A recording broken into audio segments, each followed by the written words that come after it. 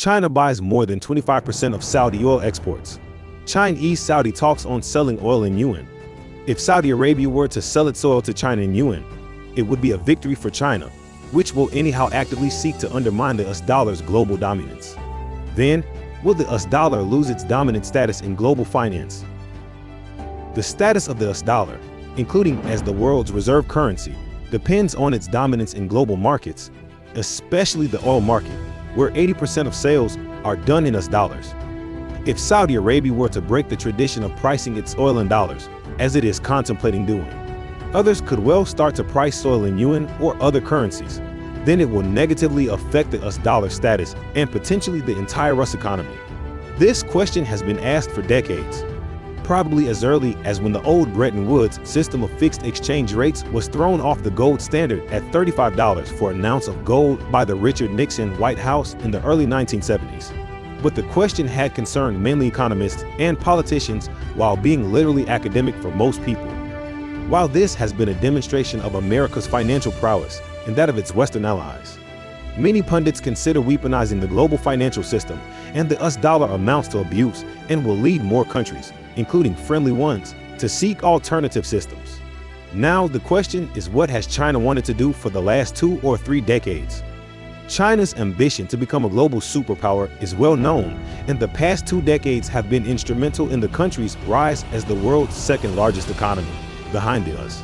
China's fast pace of development has threatened the US dominance in global financial markets, with the most recent offensive being the launch of a China digital currency. China's digital yuan has once again come into the limelight owing to the Russia-Ukraine war, with analysts saying Russia could adopt the yuan as a reserve currency even as the world sanctions it. The renminbi, or Chinese yuan, is being used by China to assert its dominance in global markets, especially in the past 20 years as the country has been trying to internationalize the currency. The goal has been to create a stable international monetary environment for China's economic development with minimal risk of geopolitical issues. So, what did China think about financial and emerging markets? China has been innovating in financial markets, particularly experimenting with blockchain and fintech, which has attracted investment in yuan-denominated instruments. China digital currency, or ECNY, takes cues from cryptocurrency but is centralized and controlled by the government. USD supremacy is linked to the US providing financial resources to generate external demand for US goods and services. Beijing is now attempting the same with the Belt and Road Initiative and funding infrastructure in emerging markets. Will China leave cryptocurrencies behind? However, RMB internationalization and adoption as a reserve currency has been slow due to a lack of deliverability. For this, China is using technology to bypass the current dollar-based international financial system altogether. A couple of years ago, China announced the digital renminbi, or the digital yuan, a currency taking cues from cryptocurrencies such as Bitcoin and Ether. China has banned Bitcoin and has marketed the digital yuan, or ECNY as it is popularly termed, as the state-issued digital currency pegged only against the fiat currency. The ECNY will replace the amount of cash in circulation and will have the same value as the RMB. The central bank will issue the digital yuan to commercial banks, which will then distribute them to citizens. Based on how it is structured, the digital yuan seems like a payment option that can potentially threaten third-party payments apps such as Alipay and WeChat Pay.